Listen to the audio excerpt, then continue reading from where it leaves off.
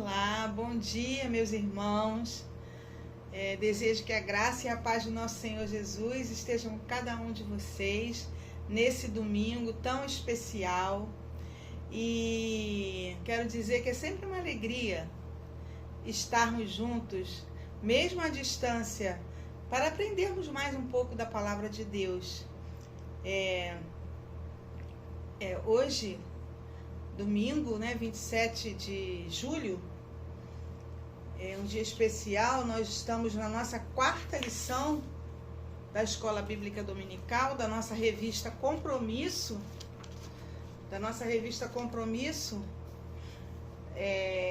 onde nós estaremos estudando nesse trimestre todo o Sermão do Monte. E hoje nós chegamos ao nosso quarto estudo da nossa lição.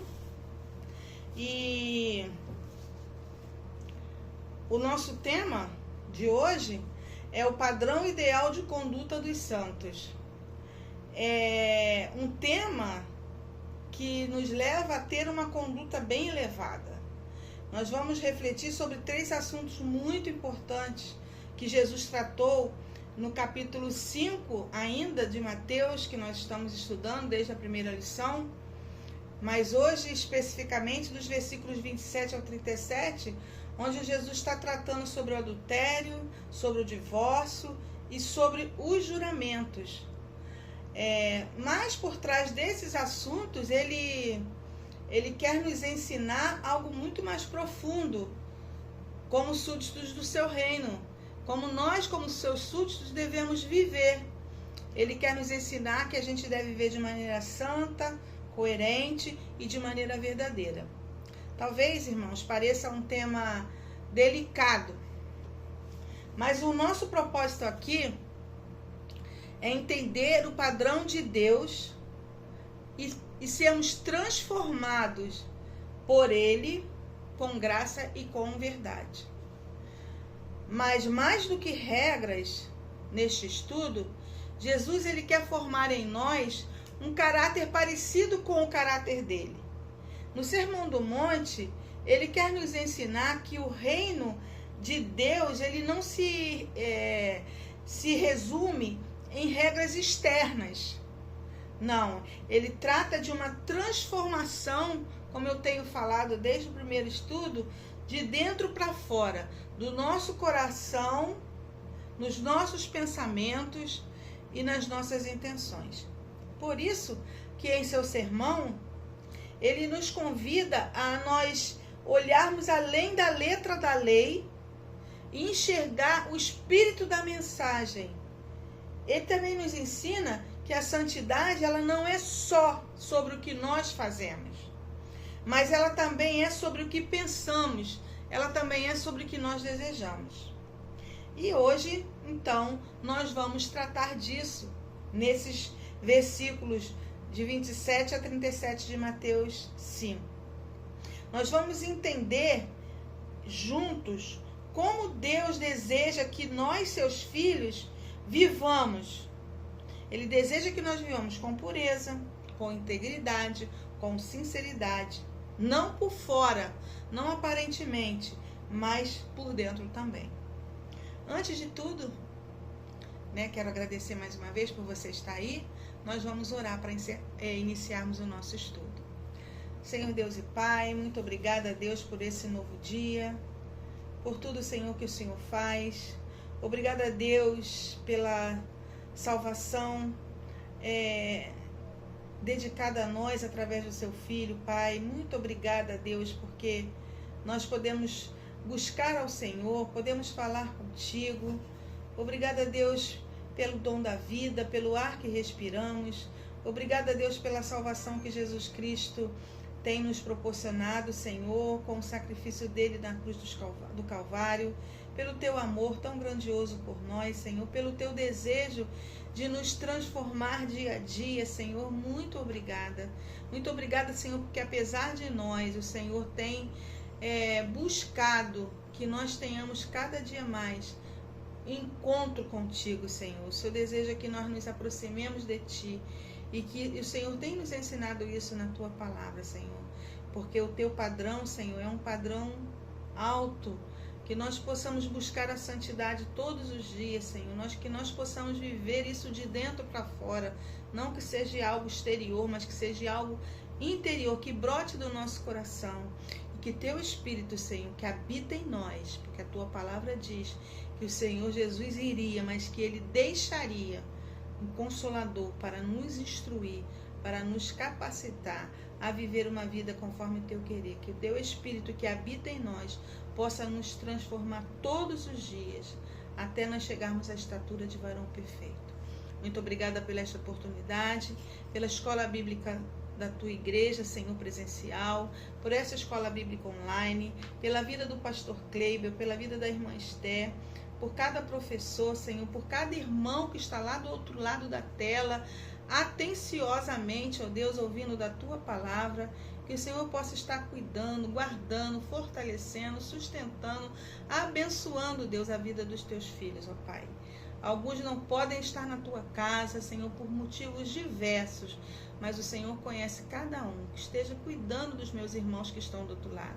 Que o Senhor possa estar fortalecendo, sustentando, dando esperança, alegria, dando a tua paz, Senhor. E que a tua palavra venha nos encher e que ela transborde, Senhor, para que outros também te conheçam e que vivam conforme o teu querer. Dá-nos a tua graça, perdoe os nossos pecados, Senhor, não olhe para as nossas imperfeições, nos ajude, Senhor, a viver conforme o teu querer. Fica conosco, Senhor, recebe a nossa oração e a nossa gratidão neste dia e nos inspire para que a tua palavra alcance aquilo que o Senhor deseja em nome de Jesus. Amém. Então, meus queridos, eu quero convidar você a abrir a sua Bíblia no Evangelho de Mateus, no capítulo 5, e nós vamos passear por esse texto e por mais alguns, né, que o autor da nossa lição nos sugere.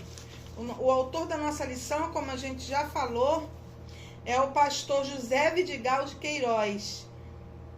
Ele é pastor, ele é membro ativo da primeira igreja batista lá de São Luís do Maranhão. E ele nos presenteou com esse estudo tão precioso. Vamos abrir então a nossa Bíblia em Mateus 5 e que o Espírito Santo de Deus nos conduza nesse estudo precioso. Tá? Nosso primeiro tópico do nosso estudo é o senso de pudor inerente aos santos. Versículo 27 e 28, Jesus vai falar assim: ouviste o que foi dito? Não adulterarás. Eu, porém, vos digo, qualquer que olhar para uma mulher com intenção impura no coração, já adulterou com ela. Aqui, Jesus, ele aprofunda a lei. Ele mostra que o pecado não começa simplesmente no ato, mas ele começa no coração, ele começa no olhar. Meus irmãos, quantas vezes nós achamos que está tudo bem porque nós não praticamos alguma coisa, nós não praticamos algo, mas Jesus, ele está nos convidando a sondar os nossos pensamentos e os nossos desejos, e ele está dizendo assim: cuide do seu interior, porque ele fala, mas eu lhes digo, né? Ele fala assim, eu, porém, vos digo. Então, ele está nos convidando, né, a nos analisarmos. Então, Jesus, ele começa nos levando a esse trecho para um ensino muito comum naquela época. Vocês ouviram o que foi dito lá no mandamento, né? Ele está se referindo aqui ao 7º mandamento da lei: não adulterarás, que está lá em Êxodo 20, no versículo 14. Mas Jesus, ele não para aí, porque o mandamento fala, não adulterarás. Mas Jesus não para aí, ele fala assim, mas eu, porém, lhes digo. Então, ele está ensinando, né? Ele está dizendo, com outras palavras, que vocês aprenderam a evitar o adultério. Mas eu estou lhes ensinando a lidar com as intenções que antecedem ao ato de adultério. Irmã Nancy, mas eu não estou pensando em adulterar. Mas aqui ele está se tratando do adultério, mas a gente pode pensar sobre o pecado. Então, o pecado ou o adultério, ele não começa somente no corpo, mas ele já começa no coração. Aqui especificamente. Um olhar malicioso, um pensamento insistente, um desejo alimentado em silêncio. Tudo isso já é pecado diante de Deus. Então, aqui Jesus ele está dizendo assim, como se ele falasse: não espere o pecado virar ação para levá-lo a sério. Mas, e o olhar? Nem todo olhar é pecado. A atração natural entre homem e mulher é algo que Deus criou, como a gente pode ver lá em Gênesis capítulo 1, versículo 28, quando Deus, após ter criado o homem e a mulher, ele fala assim, no versículo 28, sede fecundos, crescei, multiplicai-vos, enchei a terra e sujeitai-a. Aqui ele está ordenando que a atração natural é algo normal que Deus instituiu. Mas esse plano é o plano de Deus para a perpetuação da humanidade. O problema não está na atração em si, mas no que fazemos com a atração. Quando o olhar deixa de ser puro e se torna um olhar libidinoso, ele é carregado cheio de intenções sensuais escondidas, já não é mais um simples olhar. É um desejo contaminado que alimenta o pecado. E isso Jesus deixa muito claro. Já é adultério no coração, conforme o versículo 28. Eu, porém, vos digo, qualquer que olhar para uma mulher com intenção impura no coração, já adulterou com ela. Então, meus irmãos, Jesus está nos ensinando que do coração procedem os maus pensamentos, do coração procedem os homicídios, os adultérios, as imoralidades sexuais, como nós vamos ver aqui em Mateus mesmo, no capítulo 15, no versículo 19, quando nós podemos ler assim, porque do coração procedem os maus desígnios, os homicídios, adultérios, a prostituição, furtos, falsos testemunhos e blasfêmias. Então, nós precisamos pensar o que Jesus está nos ensinando com esse texto. Ele está nos ensinando que Deus se importa com o que eu alimento dentro do meu coração. Que eu preciso, ter cuidado com o que eu me alimento espiritualmente. Como que eu devo agir para não desagradar a Deus? Não fazer algo que saia do padrão de Deus. Eu preciso vigiar o que eu vejo. Eu preciso vigiar o que eu ouço. Eu preciso tomar conta, do que mora no meu pensamento. Deus, ele está nos chamando para algo muito mais profundo do que simplesmente obedecer à regra, não adulterarás. Ele está dizendo que ele quer que os nossos corações sejam santos, que sejam corações puros, que sejam corações sensíveis, antes mesmo que o pecado se torne visível. Aqui está se tratando do adultério, mas pode ser qualquer pecado. Então, ter senso de pudor é guardar os olhos, é guardar os pensamentos, é guardar o coração. Não é moralismo, meus irmãos. É zelo, é amor por Deus e amor pelo nosso próximo. Nosso segundo tópico do nosso estudo de hoje, já avançando, né? É o autodomínio cultivado pelos santos. Nós vamos nos basear no versículo 29 de Mateus. Aqui, Jesus ele continua a sua mensagem, nos chamando para um tipo de santidade que vai muito além da aparência. Ele diz que pode até parecer radical. Versículo 29 fala assim, ó: se o teu olho direito te faz tropeçar, arranca-o e lança-o de ti, pois te convém que se perca um dos teus membros e não seja todo o teu corpo lançado no inferno. Radical, né? Nada, irmão, calma aí.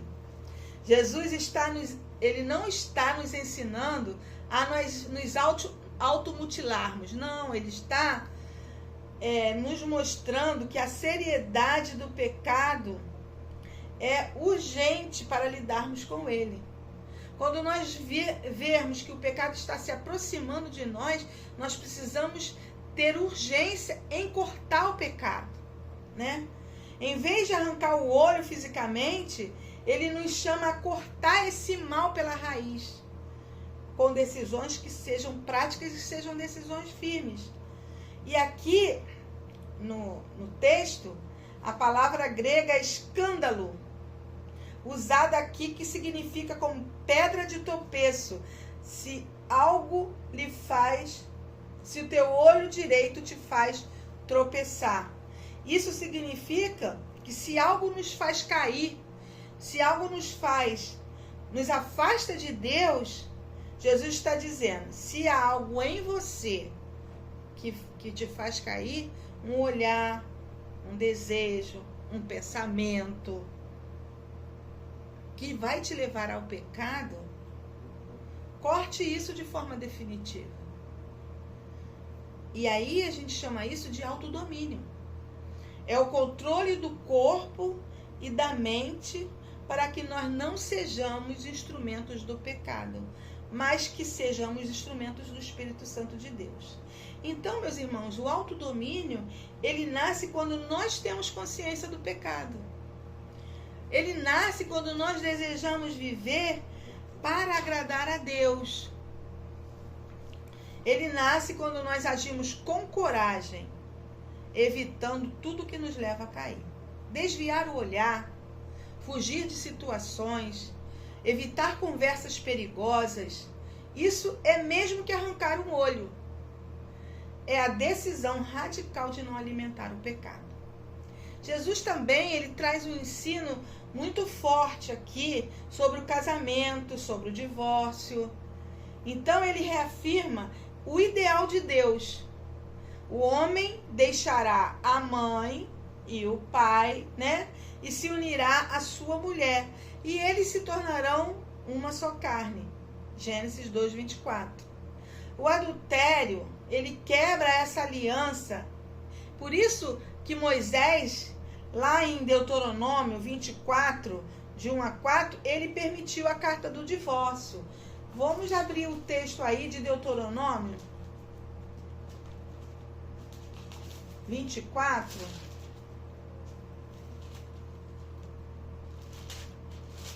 De 1 a 4. Para nós vermos o que Moisés está nos ensinando aqui. Acerca do divórcio. Se um homem tomar uma mulher e se casar com ela, e se ela não for agradável aos seus olhos, por ter ele achado coisa indecente nela, e se ele lhe lavrar um termo de divórcio e lhe der a mão e a despedir de casa, e se ela saindo da sua casa for se casar com outro homem, e se este aborrecer e de lavrar também o termo de divórcio e lhe der na mão a despedir a sua casa, ou se o último homem o que a tomou para si por mulher vier a morrer, então seu primeiro marido que a despediu não poderá tornar a desposá-la, para que seja sua mulher depois que foi contaminada, pois é abominação perante o Senhor. Assim não farás pecar a terra que o Senhor teu Deus te dá por herança. Então aqui Jesus deixou bem claro que o divórcio só seria permitido, né, num termo grego chamado porneia, que quer dizer imoralidades sexuais, como adultério, como fornicação e outras práticas diversas. Aqui no versículo 32 que Jesus está falando, eu porém vos digo que qualquer que repudiar sua mulher, exceto em caso de relações sexuais ilícitas, e expõe a tornar-se adúltera, e aquele que casar com a repudiada comete adultério. Então, aqui nestes casos, Jesus nos lembra que é possível praticar o perdão. Aquele que foi traído, ele pode perdoar, se desejar, e seguir em reconciliação, se houver um arrependimento verdadeiro. No meio do povo de Deus, nem todos vivem essa realidade de perdoar, de reconciliar, de viver o padrão de Deus. Há aqueles que parecem que são crentes, mas que estão dominados pela luxúria. Eles são como joio no meio do trigo. Mateus 13, de 38 a 40, Jesus, nós vamos ver, né, a parábola do joio e do trigo. 13, de 38 a 40. Jesus está explicando essa parábola, né? O campo é o mundo, a boa semente são os filhos do reino, os joios são os filhos do maligno. O inimigo que semeou é o diabo. A ceifa é a consumação dos séculos, e os ceifeiros são os anjos. Pois assim como o joio é colhido e lançado no fogo, assim será na consumação dos séculos. Então, no meio do povo de Deus, há o joio. Aparentam santidade, mas vivem tropeçando pelos olhos, vivem tropeçando pelo coração e pela mente. Esses serão julgados, porque eles não cultivaram o autodomínio. Eles não foram conduzidos pelo Espírito. Já os que andam em santidade, mesmo lutando contra a carne, são fortalecidos pelo Espírito de Deus. Gálatas 5, 16, 18, ele nos diz que esses são os que têm o domínio próprio. O domínio próprio é a marca visível do fruto do Espírito que Gálatas 5 nos ensina. E também Jesus, lá no começo do nosso estudo, na primeira lição, ele nos fala sobre quem é feliz, quem é bem-aventurado.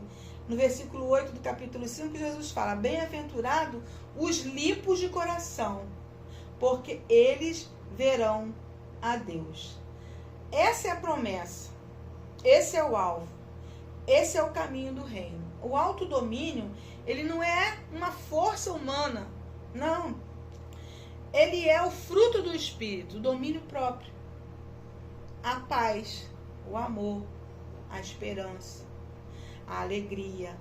A carne, a nossa carne, ela puxa para um lado, mas o Espírito, aquele que anda no Espírito, ele pode resistir, porque ele tem o fruto do Espírito habitando dentro dele. Então, o que Jesus quer nos ensinar com esse texto de Mateus 5, versículo 29? Ele quer nos ensinar que viver em santidade exige decisões firmes. Viver em santidade exige cortes radicais e exige também que a gente seja vigilante. O pecado, o texto quer nos ensinar que o pecado ele precisa ser tratado com seriedade. Você pode levar com brincadeira o pecado. E o autodomínio em si é um sinal da presença do Espírito Santo de Deus em nós. E aí, irmãos, nós precisamos aplicar isso, né? De que forma a gente precisa aplicar isso? Nós precisamos vigiar os nossos olhos, nós precisamos vigiar os nossos pensamentos em atitudes com sinceridade, né? Nós precisamos realmente viver em santidade, conforme Jesus está nos ensinando. pedir que o Espírito Santo de Deus, ele desenvolva em mim o domínio próprio, o fruto do Espírito. Fugir de tudo que me leva a pecar e buscar a pureza de coração com sinceridade. O nosso terceiro tópico, irmãos, ele fala sobre o senso de honradez inerente aos santos. É Mateus 33 a 37. Né? Mateus 5, 33 a 37. Que fala assim, ó. Também ouviste que foi dito aos antigos: não jurarás falso, mas cumprirás rigorosamente para com o Senhor os teus juramentos. Eu, porém, vos digo, de modo algum jureis, nem pelo céu, por ser o trono de Deus, nem pela terra, por ser o estrado de seus pés, e nem por Jerusalém, por ser a cidade do grande rei, e nem pela tua cabeça, porque não podes tornar um cabelo branco ou preto. Seja, porém, a tua palavra sim, sim, não, não, porque o que disso passar vem do maligno. Jesus aqui, ele faz uma crítica muito forte, né, aos costumes daquela época, especialmente aos juramentos feitos pelos fariseus e os escribas. Eles ensinavam que era proibido jurar falsamente, mas que para cumprir a palavra dada a Deus era necessário fazer juramentos. Mas Jesus, no versículo 34, ele fala assim: eu, porém, vos digo, de maneira nenhuma jureis. Não é uma proibição absoluta, tá? Mas é uma exortação para que os seus seguidores abandonem o hábito de jurar frequentemente. Por quê? Porque o cristão verdadeiro, ele não precisa ser confiado. Ele não precisa disso para ser confiável. Quando a gente era criança, a gente fala: eu juro que eu não fiz isso, eu juro que eu não fiz aquilo. Nós não precisamos jurar, né? William Barclay, que é um estudioso do Novo Testamento, no seu comentário, ele explica que uma pessoa realmente boa e honesta não necessita fazer juramentos para que a sua palavra seja levada a sério. A confiança nasce da coerência entre palavras e ações. A necessidade de jurar, muitas vezes, revela a falta de integridade.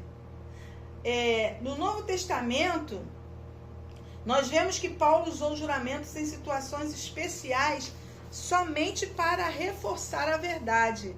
Não para dizer que era verdade, mas para reforçar que aquilo que ele estava falando era verdade. E a gente pode ver isso em 2 Coríntios, no versículo 23 do capítulo 1, quando ele fala assim, ó: eu, porém, por minha vida, tomo a Deus por testemunha de que, para vos poupar, não tornei ainda Corinto. Então, irmãos, Jesus também, diante de Caifás, do sacerdote, ele respondeu ao juramento lícito com um simples: é como tu disseste. Isso está lá em Mateus 26, 63 e 64. Mas Jesus aqui, ele recusou o uso comum do juramento como prova da verdade. Sabe por quê? Porque a mentira não deixa de ser mentira só porque ela é feita sobre o juramento. Quando a gente vai diante de um tribunal, nós juramos. Jura dizer a verdade, somente a verdade, nada mais do que a verdade. Então a verdade, ela é uma expressão fiel da realidade, né? É algo que jamais pode ser substituído por juramentos falsos. Então, nesse sentido, a mentira é obra do diabo e ela não pode ter respaldo mesmo sob juramento. E aqui, nesses versículos, Jesus nos dá 4 motivos para que nós não juremos. Nós não podemos jurar pelo céu, porque é onde Deus habita. Nós não podemos jurar pela terra, porque é onde habitamos. Nós não podemos jurar por Jerusalém, porque ela é a cidade do grande rei. Nós não podemos jurar pela nossa cabeça, porque nós não podemos tornar um cabelo preto ou um cabelo branco. né? Então, Jesus aqui, ele quer que a vida do cristão, ela fale por si só. Ela fale de maneira tão clara e tão íntegra que a nossa palavra ela seja sempre confiável.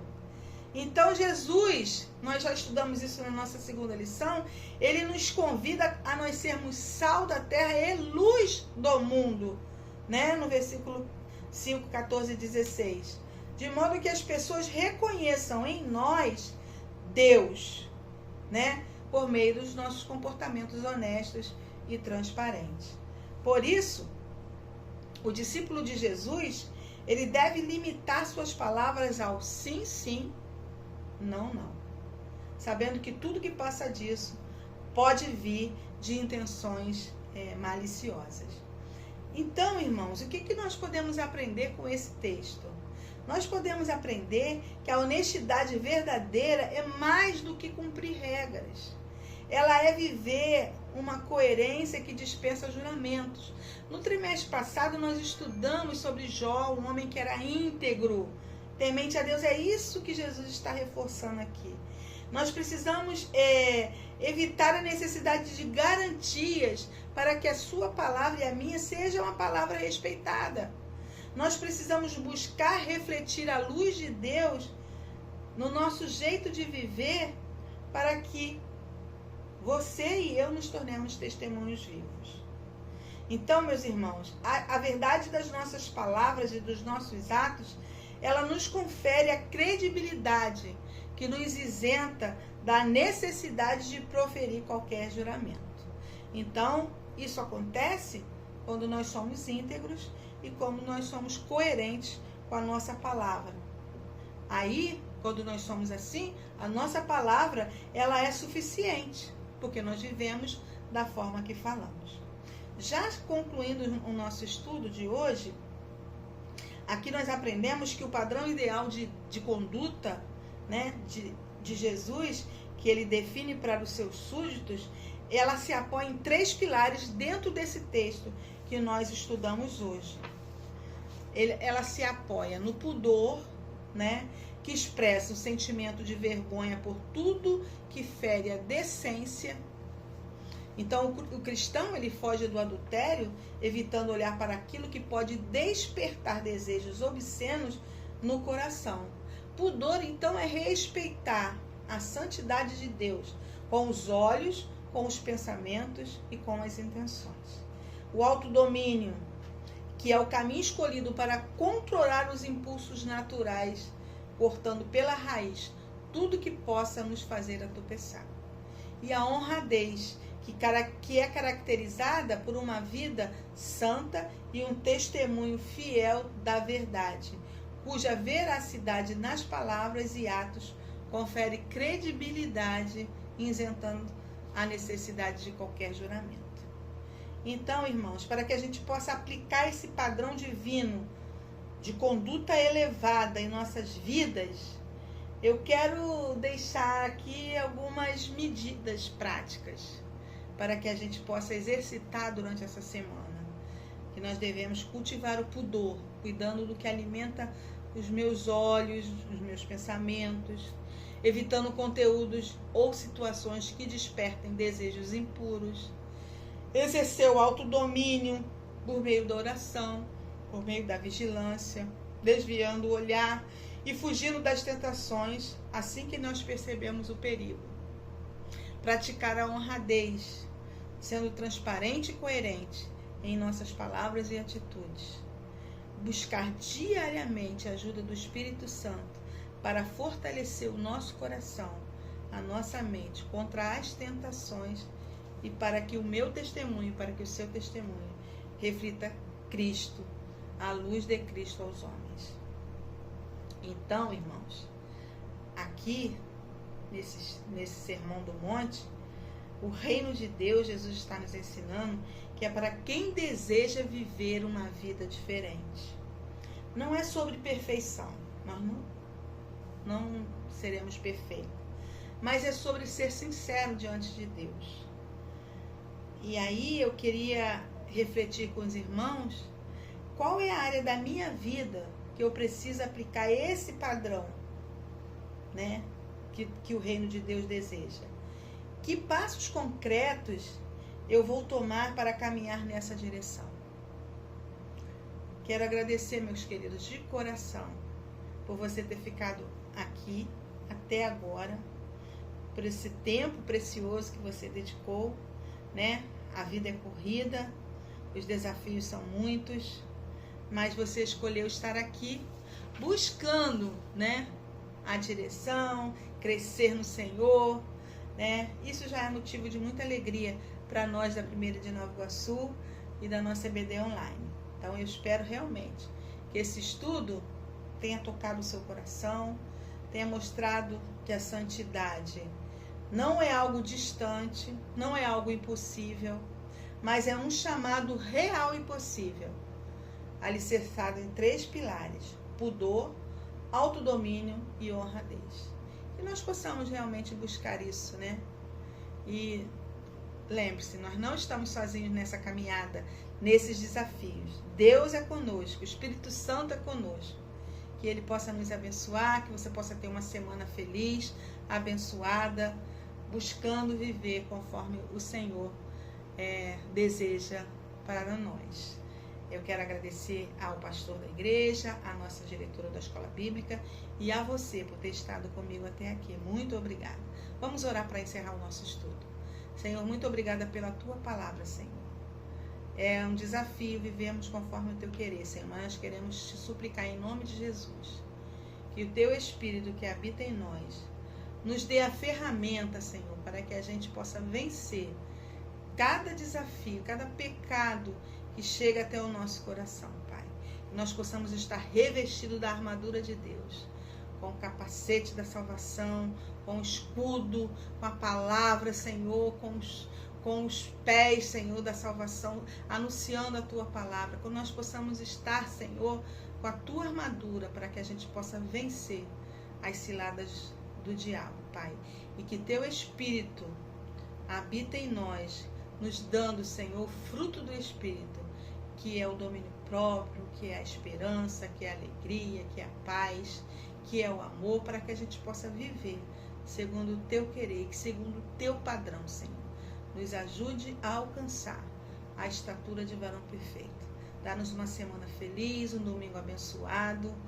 Dá-nos, Senhor, a alegria da salvação todos os dias, Senhor. Que nós não possamos nunca perder a fé, a esperança, a paz. Seja com os meus irmãos lá do outro lado. Cuida deles, ó Pai. Da sua saúde, da sua família, das dificuldades que cada um possa estar enfrentando. O Senhor é onipresente, o Senhor é onisciente e o Senhor é onipotente. O Senhor não perde o controle de nada. Então cuida dos meus irmãos, Senhor. Eu te peço isso, não porque eu mereço, mas é em nome de Jesus, o teu Filho. Amém. Até a próxima, meus irmãos.